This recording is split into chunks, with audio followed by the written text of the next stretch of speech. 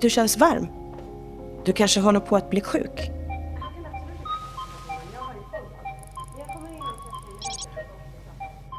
Du har feber. Nej, men jag tar presentationen på fredag. Allt borde... Nonno är sjuk.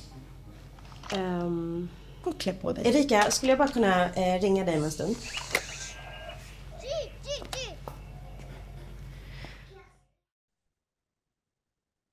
Feeling R. So this was really cool. Not only was it beautifully shot, the actor had to portray three versions of herself. Herself as a stressed, overworked architect, mother at her wit's end, herself as the AI version of herself, perfect homemaker, um, the AI version in human form, and then there's also the murderous fantasies that she had to play out that occur in her head.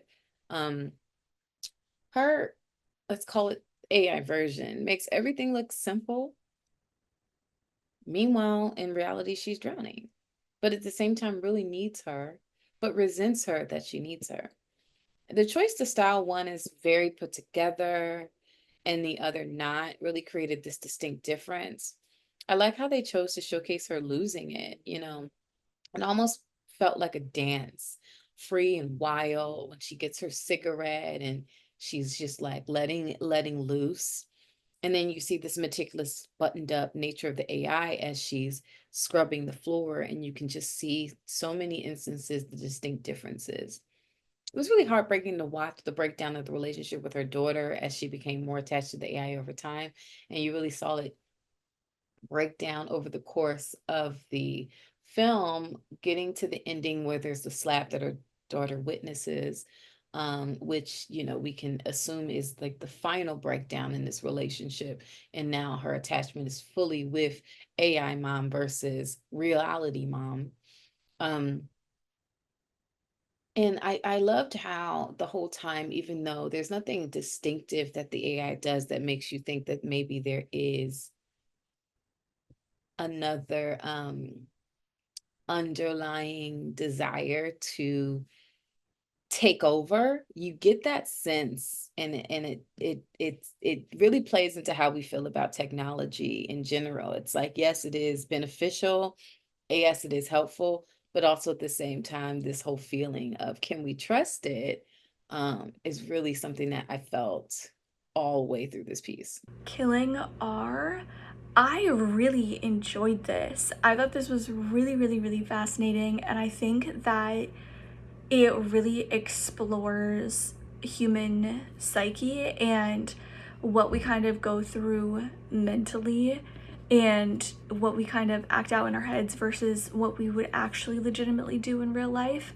And obviously, this woman is struggling to find balance between being a mom and working, and find balance within her relationship with her, husband or significant other out of town and not being around to help, with, struggling and, juggling the demands of her job along with the demands of motherhood, along with trying to keep up with her relationship. And I think that her kind of point of release to kind of like give her a break from all of this was kind of fixating throughout the day on the thing that she could kind of, even in her own head, was acceptable to lose her shit over, which was this robot. And all the different ways that she just wanted her to leave her the hell alone, wanted her to quite literally no longer be a part of the equation. And I think that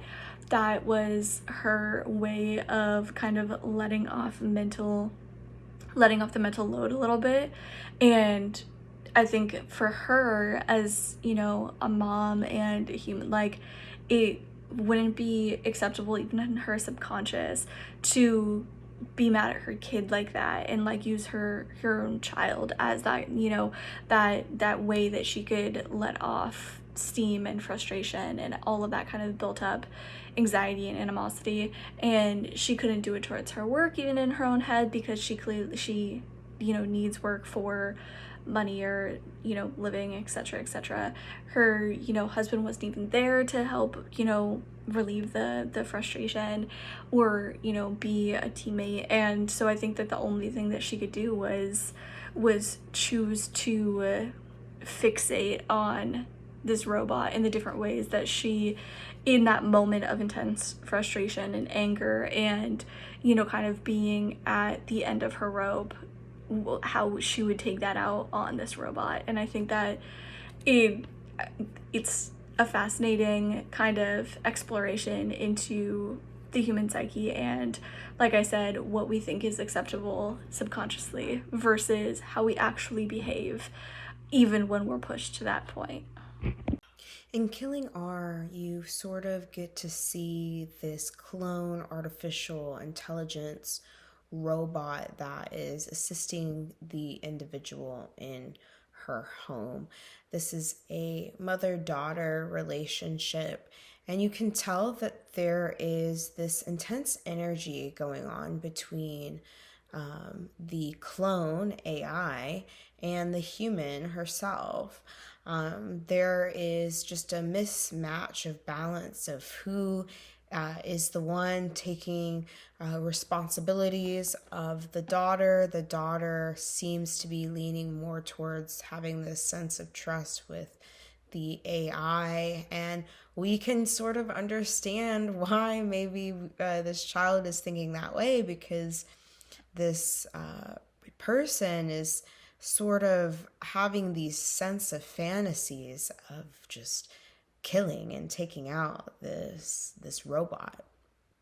And so you sort of get to see these harsh visions of her daydreaming, essentially. And so you're kind of like leaning towards this sense of understanding of like, oh, why wouldn't that's not normal.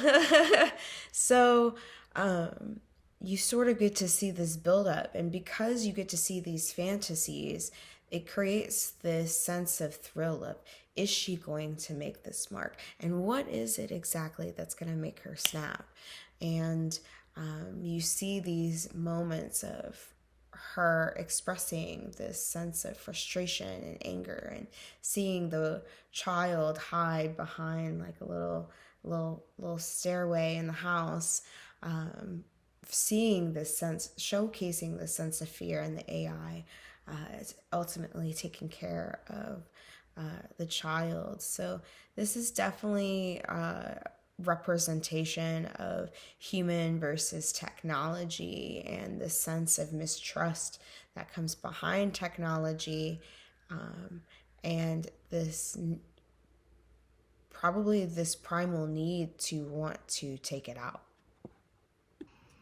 This film was called Killing R. This was a chilling sci-fi short. It taps into lots of emotional states that parents can feel when they need to have a work-life balance. The performances were excellent, notably the lead, who plays both mom and robot nanny. Such great range, full of humanity and rigid and controlled. The young girl was also excellent, so believable. I thought the editing was awesome, and the scenes of violence were terrifying yet brilliant.